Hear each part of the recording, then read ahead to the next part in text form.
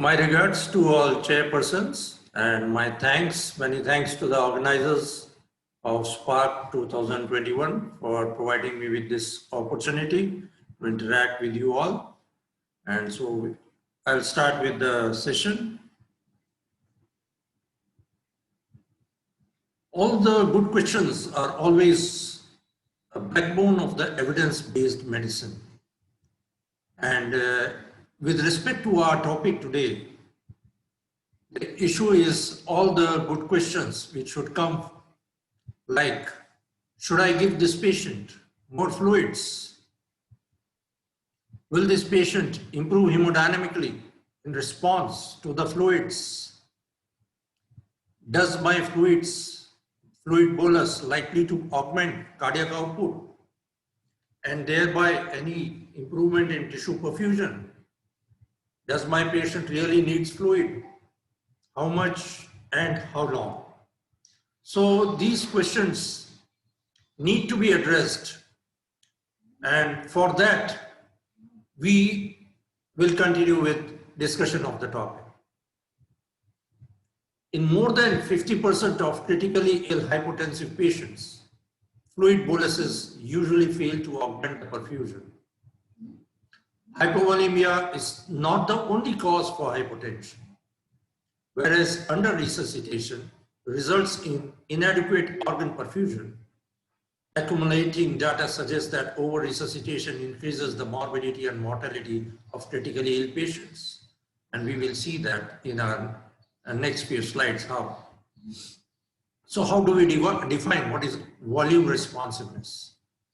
Fluid responsive means a response to a fluid challenge by improvement in stroke volume or cardiac output by at least 10%. In fact, specifically by increase in stroke volume, because sometimes the cardiac output still can be increased by increasing heart rate. The static variables like the central venous pressure, pulmonary artery occlusion pressure, right ventricular end-diastolic volume, left ventricular end-diastolic volume, these all have limited predictive value on fluid responsiveness in increasing the cardiac output in a patient with shock. This may primarily be due to the fact that the ability of the heart to respond to preload does not depend on the absolute value of ventricular volume, but on how that volume is located on the Frank-Starling curve for that heart. Specifically, the heart must be on the steep portion of the Frank-Starling curve to increase the cardiac output in response to any preload expansion. We see on the left side of the screen, when the stroke volume is plotted against the ventricular preload, we can observe that when the heart is lying on the steep portion of this Frank-Starling curve, for a particular increase in preload, we get a very appreciable increase in the stroke volume. Whereas when it is on the flatter portion of the curve, for the same increase in the preload, we do not get an appreciable increase in the stroke volume. And when the heart lies in the steep portion, it is considered to be fluid responsive. When it lies on the flatter portion of the Frank-Starling curve, it is known as no fluid response to the volume expansion or fluid unresponsive heart. Here we see during the two variables, stroke volume versus ventricular preload, see the curve of the normal heart. And now here in this, we see the curve of the failing heart. And in between these two, we see various curves. So what does it signify? That a particular increase on preload, whereas it may have an appreciable increase in the normal heart, but not that expected increase in the failing heart. And this is what we have to understand with regard to fluid responsiveness in response to preload or rather preload dependency of the heart. So these are interchangeable terms. So here we see the preload dependence of the normal heart and preload independence of the failing heart. When we administer fluid in a heart which has into the flatter or the plateau portion of the Frank-Starling curve and further incremental doses of preload expansion can actually lead to impaired myocardial performance, as seen by this diagram. So the static indices are pressometric.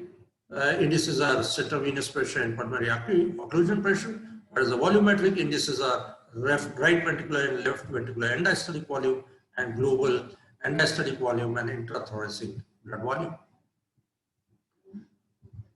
CVP, on the basis of CVP alone, large number of studies fail to discriminate between the fluid responders and non-responders. Only extreme values of CVP are of some clinical significance.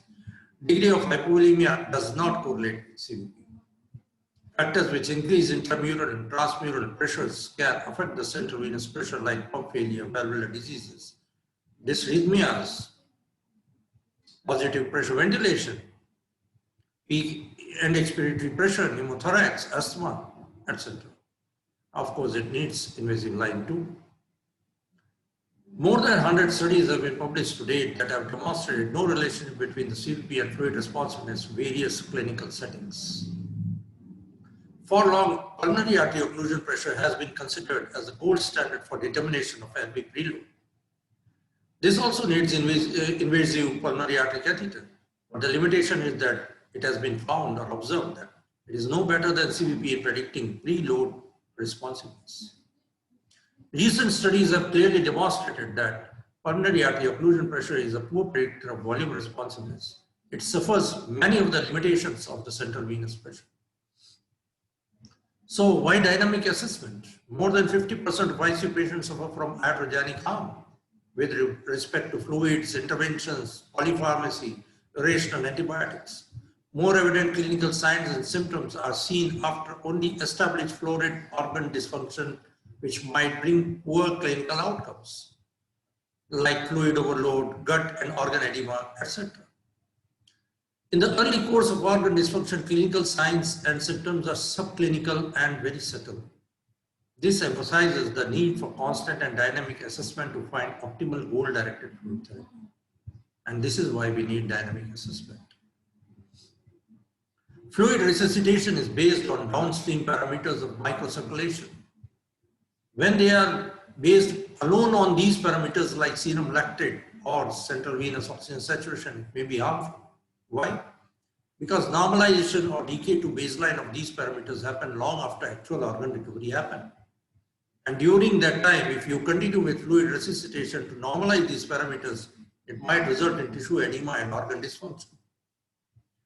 Thus, dynamic assessment of indices of hemodynamics gained momentum because it questions, does this patient really need fluid before actual fluid is given? Is this patient fluid responsive and fall in steep portion of the ventricular contraction? How much fluid needs to be given and how long should it be given?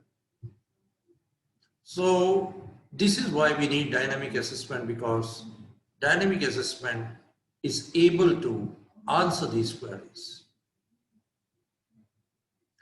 Dynamic measures of intravascular volume using heart-lung interactions to assess fluid responsiveness is called dynamic method of assessment. We will discuss the heart-lung interactions in detail to understand this concept. It can be in mechanically ventilated patient or it can be in spontaneously breathing patient. Remember that. One aspect mechanically ventilated and then the other spontaneously breathing patient. How do we classify the dynamic indices? First group consists of indices which are based on mechanical ventilation induced variations of stroke volume and stroke volume derived hemodynamic parameters like stroke volume variation, pulse pressure variation, aortic flow variation. These are determined by mechanical ventilation induced cyclic variation in intrathoracic pressure. Second group consists of indices based on mechanical ventilation induced variations of non-stroke volume derived parameters, namely vena cava diameter, ventricular pre-ejection period, etc. Third group consists of indices which are based on preload redistribution maneuvers like passive leg raising. Let us deal one by one. Physiological rationale of dynamic indices of group A, that is heart-lung interactions. Useful concepts in understanding why dynamic indices can predict fluid responsiveness. Effects of mechanical ventilation of left and right ventricular stroke volume. Now let us understand this very clearly. Unless until we are able to appreciate and understand the heart-lung interactions very well during inspiration, during expiration, in a mechanically ventilated patient, in a spontaneously breathing patient, unless until we appreciate how these heart-lung interactions affect the left side of the heart, how they affect the right side of the heart, we will not be able to appreciate the dynamic indices very well. So it is very, very, very important that all these concepts are ingrained in you very well so that you are able to appreciate and understand and answer the questions based on advanced hemodynamic monitoring or relatively to the dynamic indices.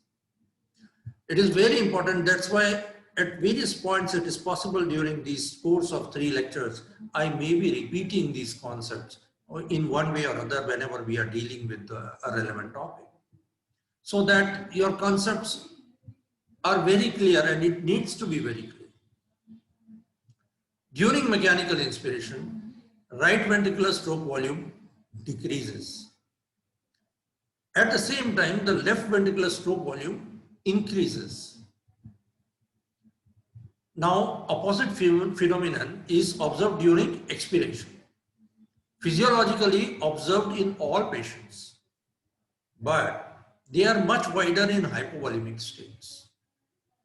Thus, their amplitude, that is the swing in these variables, which are a function of the heart-lung interactions, they are predictive of fluid responsiveness. And because they happen more, the amplitude of that variation happens to be exaggerated during hypovolemic states, we can use these indices to predict the fluid responsiveness. Mechanical insufflation decreases the preload and increases the afterload of the right ventricle. How is it explained? A reduction of RV preload is primarily due to decrease in the venous return pressure gradient that is related in the inspiratory increase in pleural pressure. Whenever there is increase in interpleural pressure, the venous return to the right side of the heart decreases due to the pressure gradient. Now, increase of RV afterload, which is related to the inspiratory increase in transpulmonary pressure. Why? How we explain small perialveolar vessels. They are compressed, increasing the resistance to the blood flow. So, during inspiration, when there is an increase in intrapleural pressure, that pressure of increased intrathoracic pressure is conducted to the pulmonary artery pressure or the small perialveolar vessels, which are compressed, causing increase in the resistance and leading to an increase in the RV afterload. So the RV preload is reduced due to decreased venous return, and RV afterload is increased, leading to a total reduction in the RV outflow.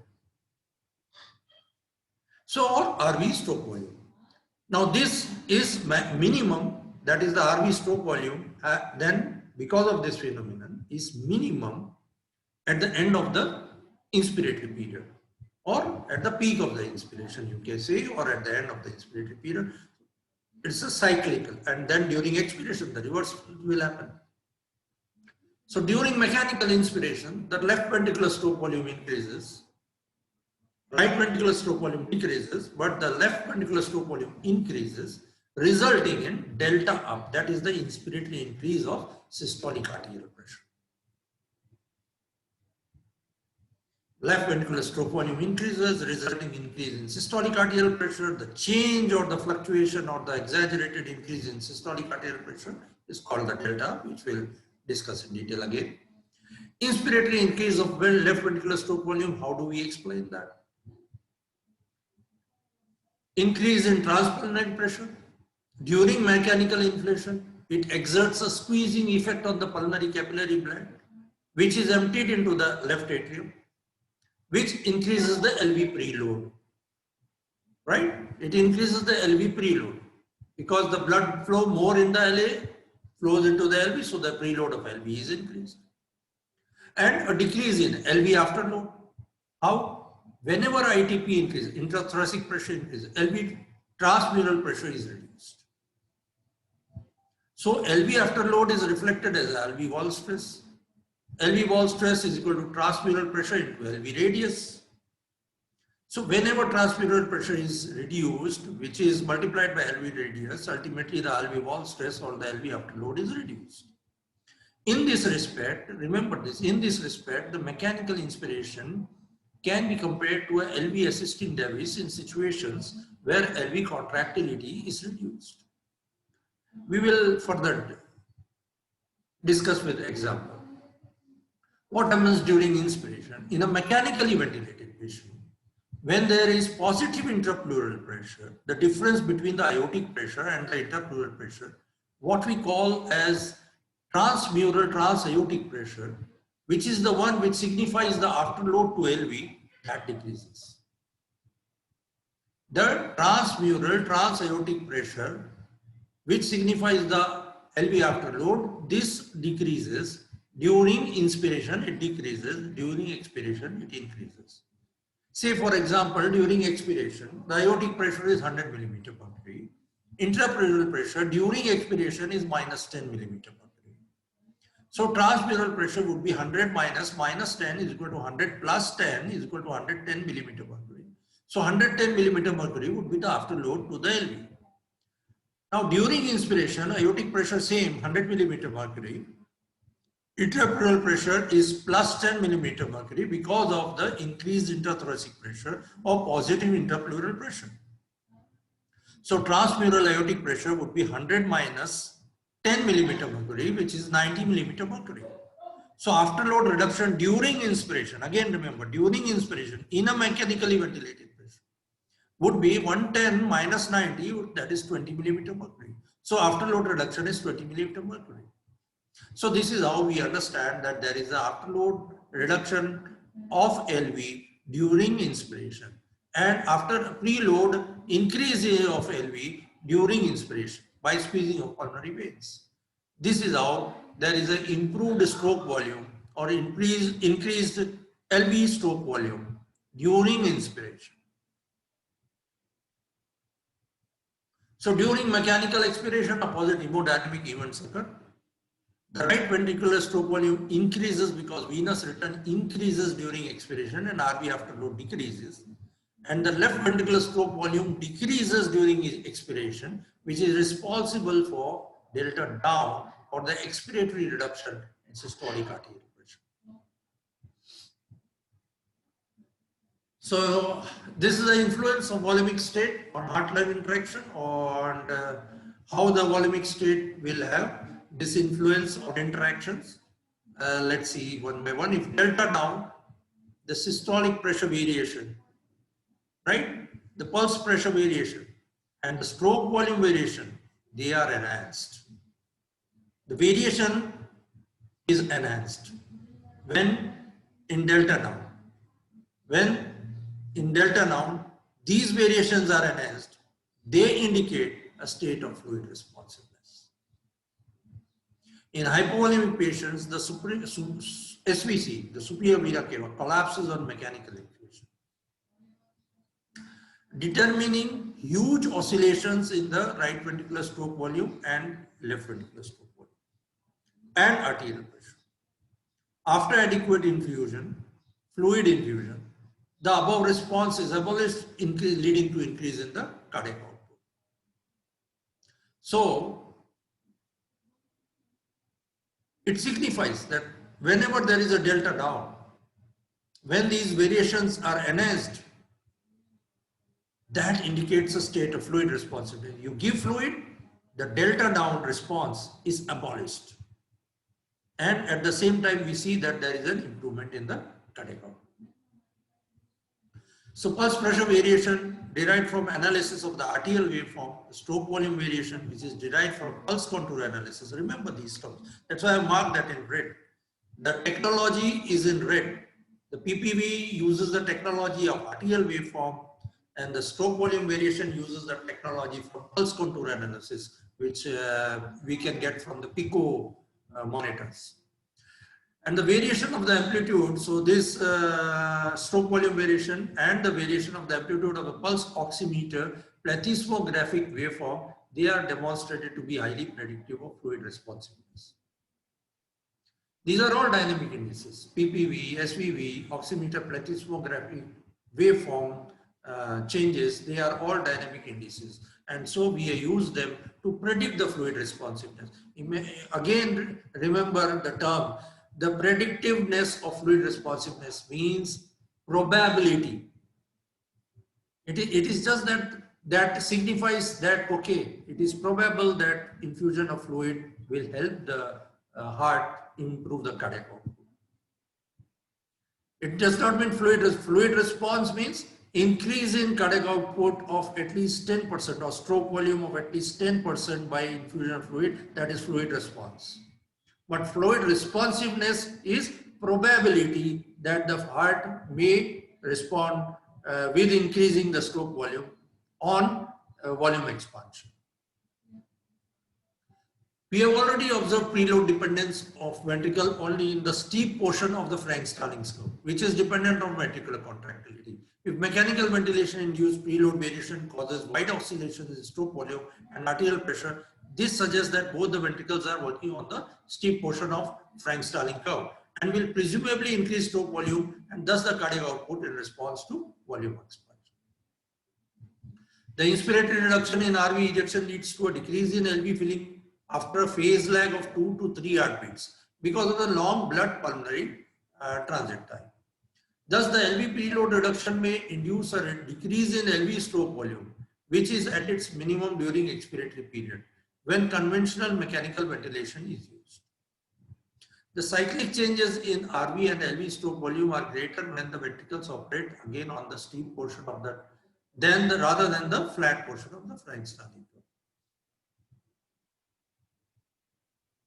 The magnitude of the respiratory changes in LV stroke volume is an indicator of biventricular preload dependence.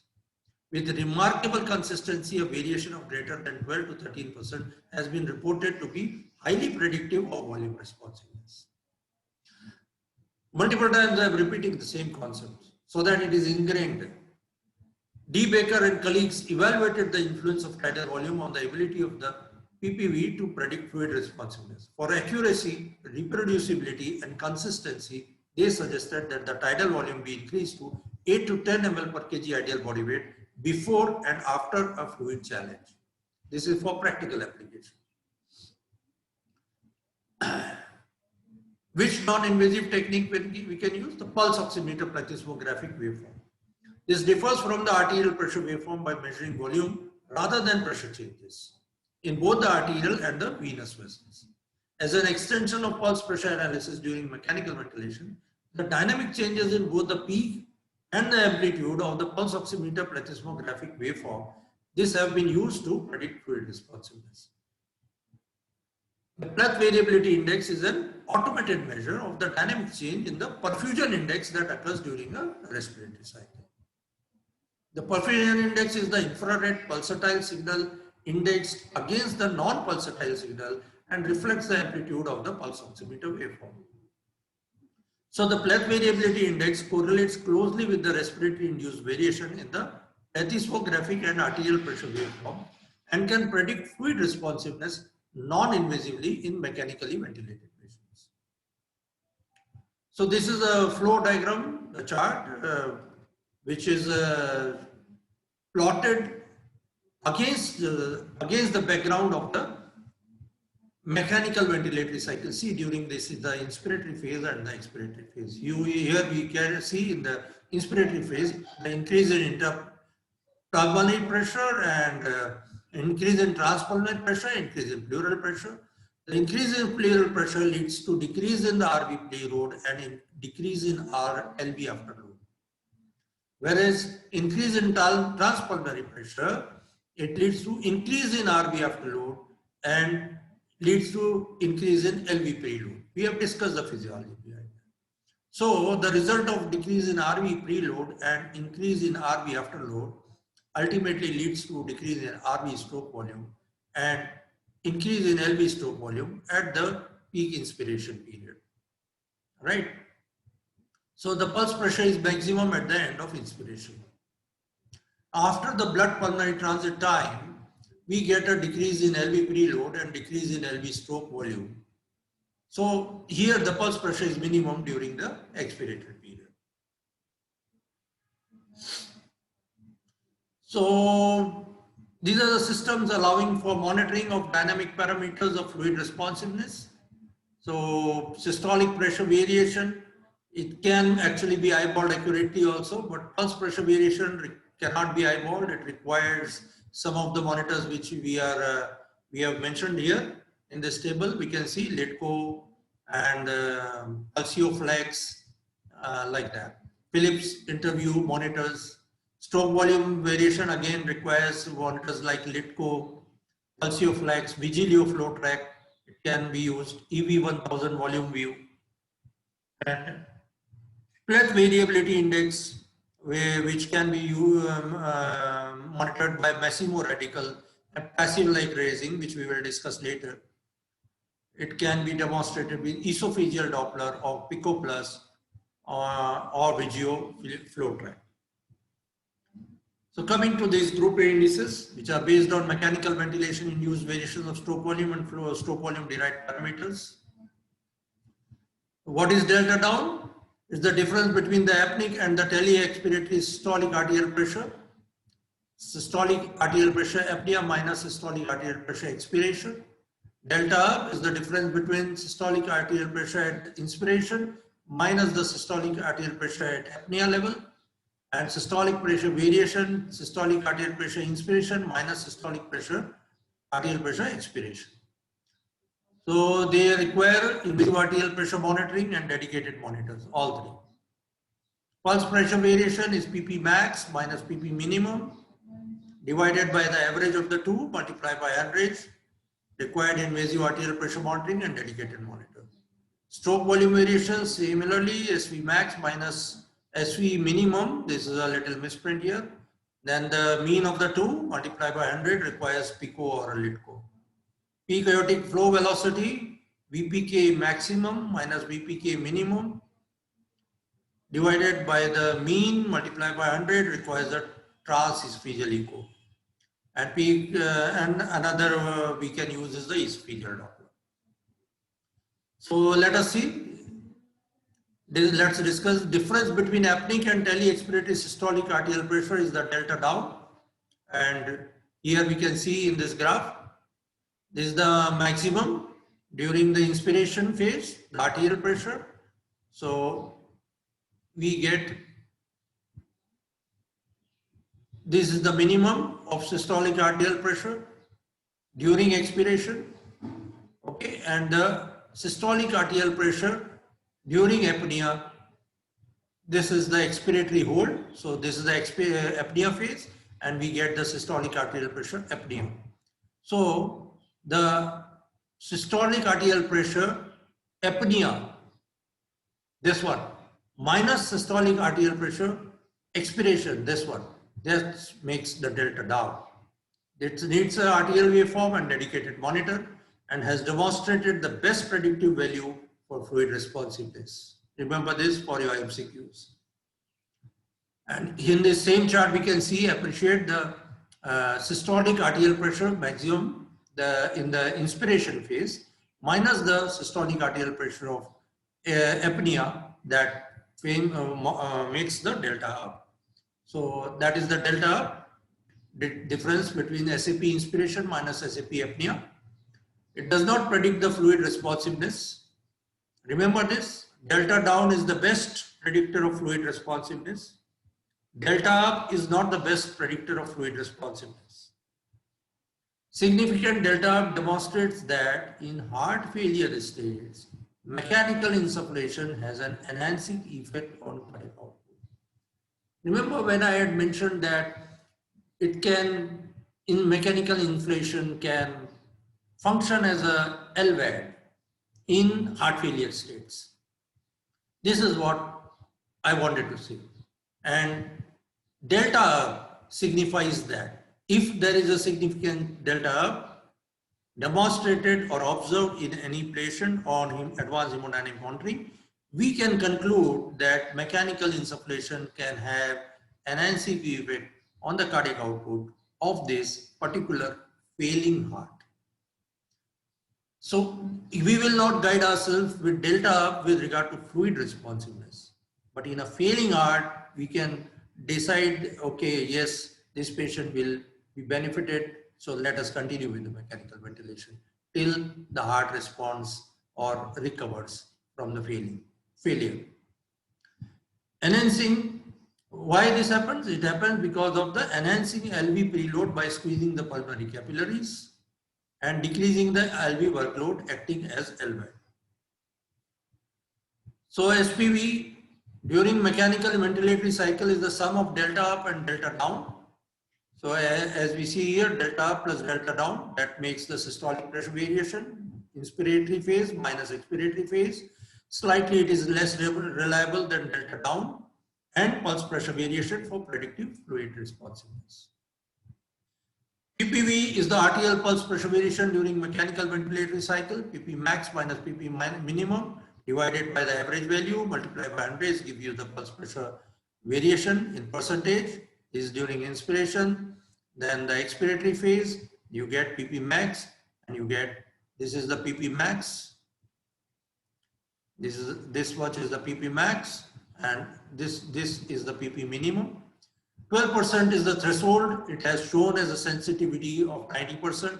It has demonstrated the best predictive value with regard to fluid responsiveness in mechanically ventilated patients. Just like delta down, PPV is also considered as the best hemodynamic monitor. Stroke volume variation, SV max minus SV minimum. This is the SV max, this is the minimum. During expiration, divided by average, multiply by 100. And needs dedicated monitors like Litco Pico using a pulse contour analysis algorithm. It is less accurate than the others. Peak aortic blood flow velocity variation, BPK max minus minimum divided by average, multiply 100, needs transesophageal echo. Here we see this is the aortic flow. And respiratory variations in delta VP determine the fluid responsiveness. See, we can appreciate these respiratory variations in the aortic flow, blood flow velocity in a probable and non-probable responder or a probable non-responder. In a responder, we see here, this was the variations, respiratory variations, okay, in pre-infusion, and after infusion, they are almost blunted. So the SVI here was a more than 50%, and so we can accept that this was a fluid responder. Here we see the respiratory variations are not much, and so post-infusion there is not much appreciable change. It is less than 15%, so it's a non-responder.